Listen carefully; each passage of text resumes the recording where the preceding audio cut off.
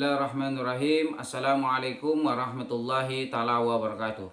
Apa kabar anak bapak semuanya, khususnya kelas 5?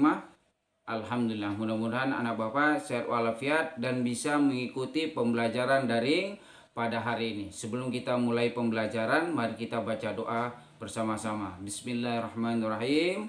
Rabbi zidni ilma warzuqni fahma wa amalan sholihah. Amin.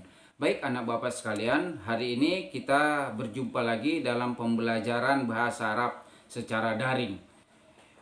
Bahasa Arab yang kita pelajarin hari ini adalah tata bahasa. Ya, judulnya masih sama ya, seperti minggu semalam Aqdul Jismi. Subbahasannya itu adalah tata bahasa. Tata bahasa yang kita pelajarin itu tentang isyarah fil mufrad ditambah isim ditambah sifat. Jadinya untuk hari ini Bapak nggak akan bahas semuanya ya, nanti insya Allah minggu depan kita sambung kembali.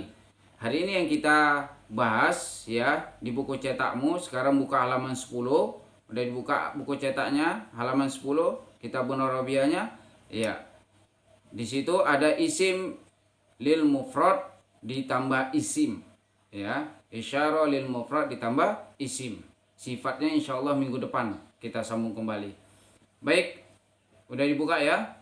Bapak baca, kita dapatkan kalimat pada bacaan di halaman 8 dengan pola isyarah lil mufrad ditambah isim ditambah sifat, yaitu sebagai berikut. Hazihi ni'matul azimatu. Ini nikmat yang besar, artinya tuh. Ya, bisa kamu tulis artinya. Hazihi ni'matul azimatu artinya ini nikmat yang besar. Ya, jadi apa yang dimaksud dengan isyarah lil mufrad? Ya, isyarah lil mufrad adalah kata tunjuk yang digunakan untuk menunjukkan suatu benda tertentu yang berjumlah satu atau tunggal. Jadi bendanya itu satu, bukan dua dan bukan tiga. Ya, jadinya ada isim isyarahnya, terus bendanya hanya satu. Ya. Contoh, haza kitabun jadidun. Ya, ini buku bacaan baru. Jadinya kitabunnya hanya satu, ya, isim isyarahnya adalah haza, jadidunnya itu adalah kata sifat. Itu contohnya.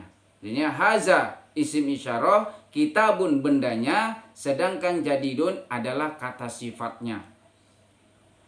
Jadi isyarah lil mufrad ini terbagi 4. Ya, terbagi 4. Yang pertama adalah haza.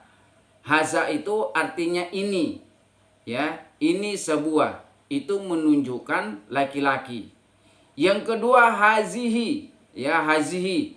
Itu bukan haza, tapi hazihi. Ya, alifnya dicoret diganti dengan ha. Ha tunggal. Ya, ha tunggal. Itu dia, hazihi. Ya. Artinya ini sebuah perempuan. Yang ketiga adalah zalika. Zalika artinya itu. Itu sebuah. Ini menunjukkan laki-laki. Yang keempat adalah tilka. Tilka artinya itu sebuah, menunjukkan perempuan. Jadinya yang perempuan di sini hazihi sama tilka. Kalau yang laki-laki haza sama zalika. Ya, perbedaannya antara haza dengan zalika, kalau haza dan hazi itu bendanya dekat. Ya, contohnya haza kitabun, bendanya dekat. Kalau zalika dan tilka itu bendanya jauh. Kita tunjuk bendanya. Zalika kitabun. Seperti itu dia. Sampai sini paham anak bapak semuanya? Iya, baik. Sekarang kita lihat definisi dari isim. Tadi isyarah lil mufrad.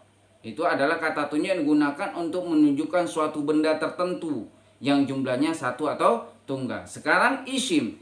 Isim adalah kata benda mati atau hidup yang dapat berjumlah tunggal. Ya, tunggal itu mufrad namanya. Terus dual. Dual itu maksudnya musanna, dua. Atau jamak. Jamak itu berarti lebih dari 3. Huruf alif lam dapat ditambahkan di depan kata benda.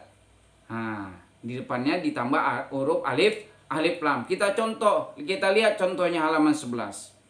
rijlun. Rijlun itu artinya kaki. Kita tambah alif lam jadi ar-rijlu. Ar-rijlu. Kita tambah alif lamnya. Ar-rijlu. Itu isim. Yang kedua wajhun. Ya, wajhun ini adalah contoh dari anggota tubuh. Ya. Wajhun artinya wajah. Kita tambah alif lam jadi al-wajhu. Wajah itu. Karena ada alif lamnya, kita artikan wajah itu. Kaki itu, ar-rijlu, kaki itu. Contoh yang ketiga, jildun, artinya kulit. Ditambah alif lam jadi al-jildu, artinya kulit itu. Yang keempat, sya'run, artinya rambut. Ditambah alif lam jadi asya'ru, rambut itu. Yang terakhir contohnya adalah sinnun, artinya gigi. Ditambah alif lam jadi as-sinnu, artinya gigi itu. Nah, itu adalah isim. Ya, isim. Nah, itulah tata bahasa yang kita pelajarin pada hari ini. Yang dibawanya sifat insya Allah minggu depan. Jadi sedikit-sedikit dulu Bapak ajarkan supaya anak Bapak bisa memahami tata bahasa yang Bapak ajarkan pada hari ini. Jadinya yang hari ini yang Bapak ajarkan itu adalah isyarah lil mufrad sama isim. Masih itu, kata sifatnya belum.